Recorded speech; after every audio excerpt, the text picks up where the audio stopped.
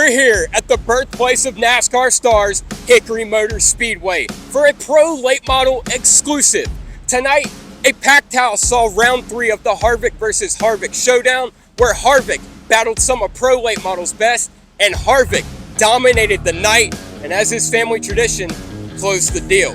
30 grand will be on the line right here on this weathered surface 3 weeks from now, and tonight we may have established the favorite.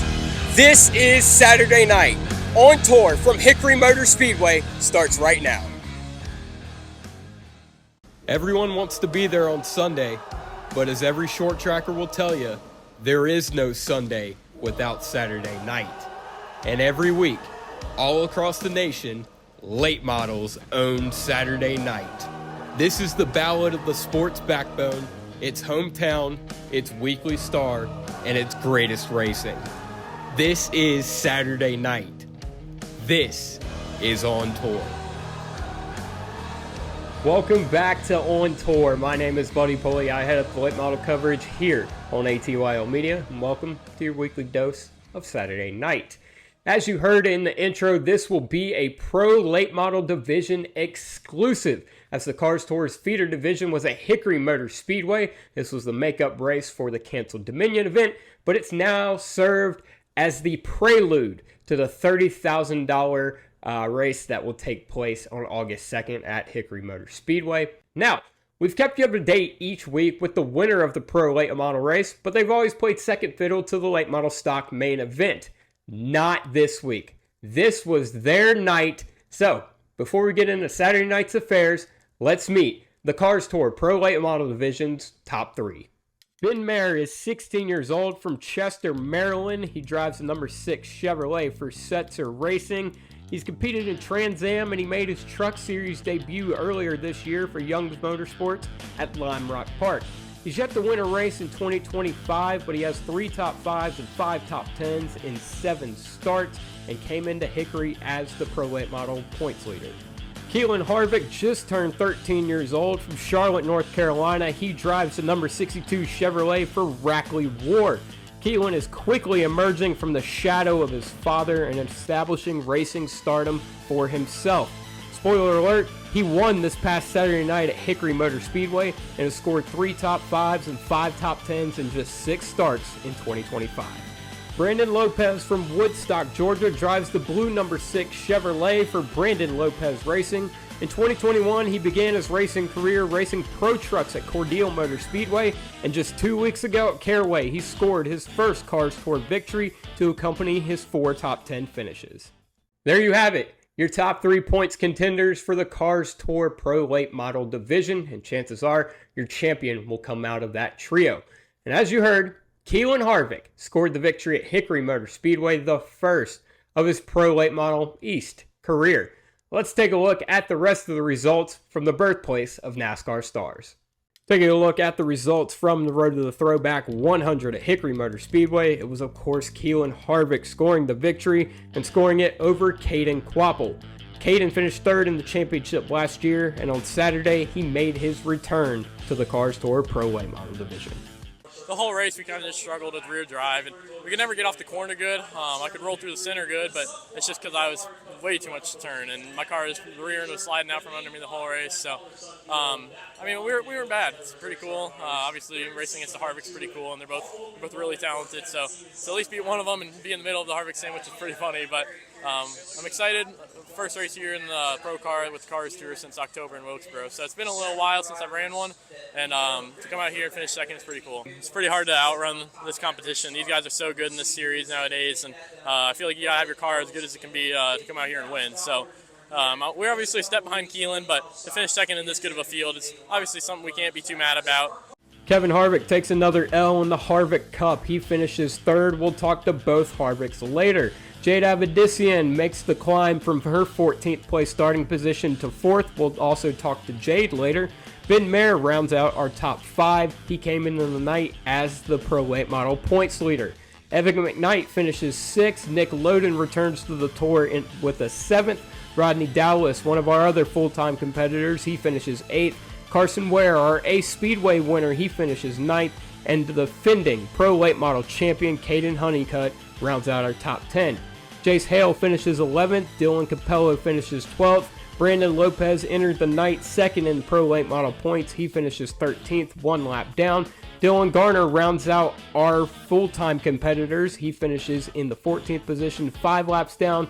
Mason Diaz and Taylor Hull out of the race. Diaz with the mechanical, Hull with a crash early. And Shefflin Clay makes the trek all the way out from Cars Tour West, but finishes shotgun in the field in 17th.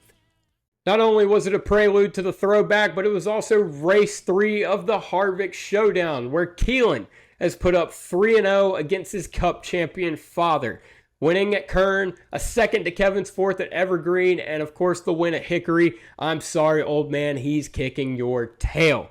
But he kicked everybody's tail Saturday night at Hickory. He led 99 of 100 laps and became the first driver to win in the Cars Tour West and the Cars Tour East. And despite missing the first race of the Pro Late Model season due to illness, Keelan has been strong all year long and is in the thick of the championship battle. But the immediate task at hand is right here on the grounds that he just dominated. 30K will be on the line here in a couple weeks, and Keelan may have just established himself as the favorite. After all, he is the only one locked in.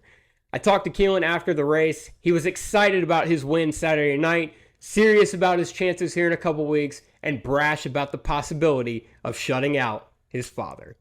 Yes, sir. Yeah, it's really cool. Happy birthday to Mr. Hendrick. Thank you for Hendrick Cars coming on board. But yeah, it's really cool just because racing against my dad, Hickory Motor Speedway, my first Cars Tour East win. It's really awesome to win on the East and West, the first one to do that. But just can't wait to come back here for the Hickory 30,000 and try to do it again. Yeah, we definitely have a couple things to tweak on in the car and me. But I just can't thank the Rack Lore guys for bringing me a fast car, Hunt Brothers Pizza, Panini, everybody who helps me. It wouldn't be possible without them, and just wouldn't be here without them. You're up 3-0. You hang on to this lead and you sweep them. I'm going to try, hopefully.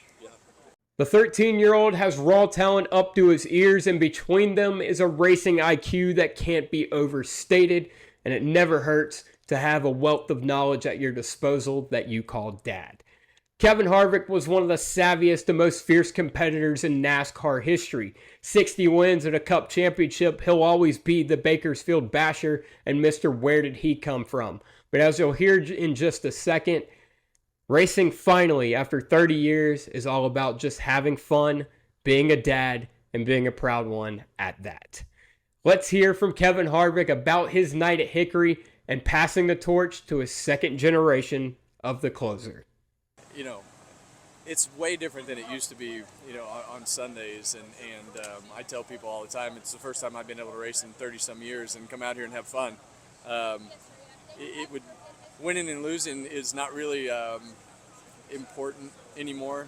I guess to me, I'm going to have a good time and have a beer when I get done, no matter what happens. And when he wins, it makes it a lot more fun. And to be sharing a racetrack with him and be able to be a part of the Cars Tour events and you know, head to Owasso on Wednesdays. So we're kind of having a racing summer here, and that's the thing as a racer you dream of. So we're in a fortunate spot to be able to do that right now, and hopefully we can keep it going. Yeah, well, we've spent a little bit of time here at Hickory with the limited late model. He's been here a couple times with the Legend cars. We knew that this racetrack is tough, right? And it's really hard to understand where you are in the middle of the day during practice, so it's good for him to get frustrated, not be able to make a lot of difference with your car in practice, and understand all those things that come with racing.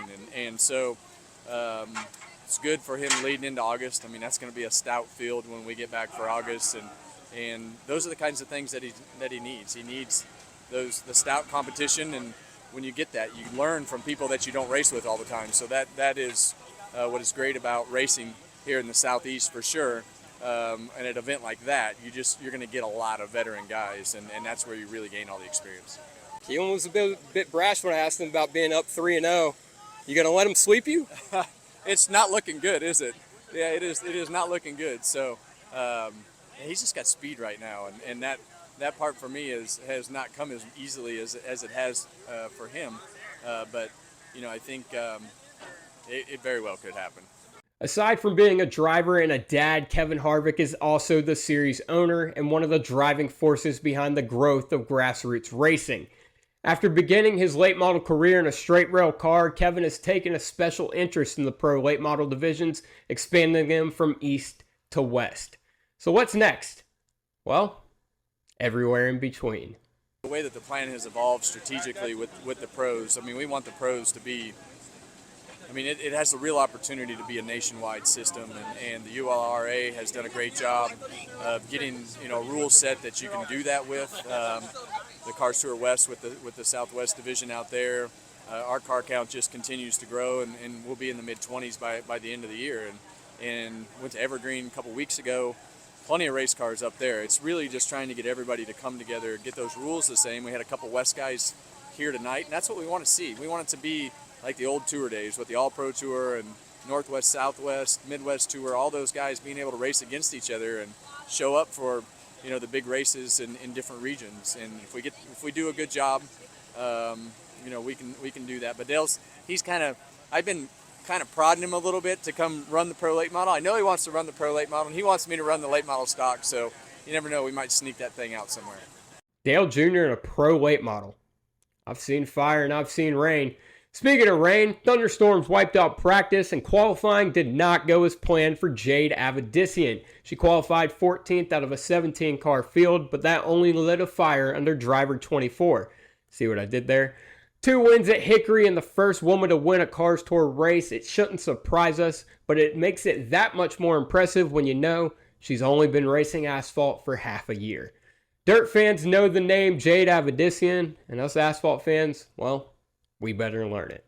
We were not good in qualifying at all. I feel like we were good in practice. We mocked up in practice and felt really good, and then just completely lost our balance in qualifying, and just things I could have probably done a little bit better to help that case, but obviously I didn't. So yeah, qualifying literally almost last, and then we pulled it out of the impound, did a few things to make me a little bit tighter, and then we raced a lot better. So yeah, good job by everyone at my Wilson team. They worked very hard, and cool to have Yahoo on board. So yeah, it's a lot of good from this week, but a lot of stuff I could take away and learn from too. I think some things I pick up, in my opinion, really quick, and then I think some things, it's going to take me a little bit to learn, and I feel like I race, fine. I feel like anytime I race, I'm in a good situation, I'd say. Obviously, I could always do a little bit better, but for now, I think my qualifying is just, when I put stickers on, I'm just not that good. So that's definitely my weak point. So yeah, I feel like I said, adapt to a few things really quick off the rip, but then a few things I'm just kind of struggling with. That's going to do it for this episode of On Tour. The next episode will be 1 week from today for Race 2 of the Virginia Triple Crown at Larry King Law's Langley Speedway. It's Hampton Heat. And the next Cars Tour race will be the biggest one in history. 50 grand for the late model stocks and 30 grand for the pro late models. It's the Hickory Throwback Classic. Follow us at ATYL Media and at the Buddy Pulley for all at the track coverage. And as always, support your local short tracks, and we'll see you after Hampton Heat. So now here we go, Keelan Harvick.